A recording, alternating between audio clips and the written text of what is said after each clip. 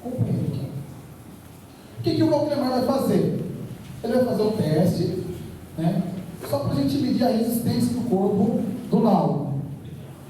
Ele vai juntar os pés, vai ficar com a coluna alinhada, e a gente vai pedir para ele juntar os dedos, estica o braço, aí.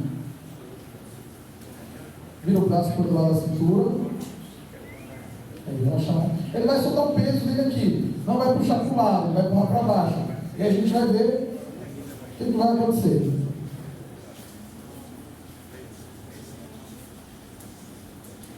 Deu uma desequilibrada? Você mediu a força que ele fez?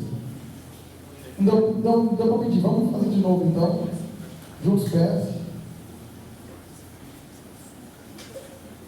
Mede a força. Vai. Deu uma desequilibrada. Então a gente vai fazer o seguinte: a gente vai colocar um rabatã nele. Colocar aqui na. Você pode colocar aqui. Vai colocar na coluna, onde passa todos os impulsos nervosos.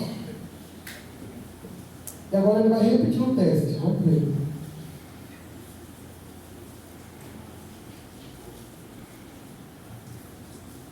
Mede a força, vê se vai ter alguma diferença. Deu a diferença?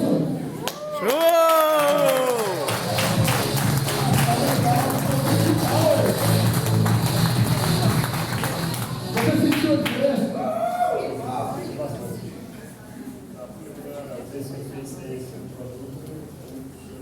Vamos fazer o teste dos novos aqui? Dos novos? Vai lá, vou fazer aqui, deixa eu segurar. Vai lá de novo.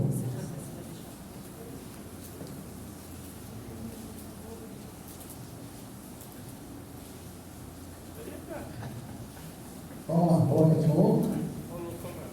Você é forte. Vamos lá, vem agora. Faz força agora. Show!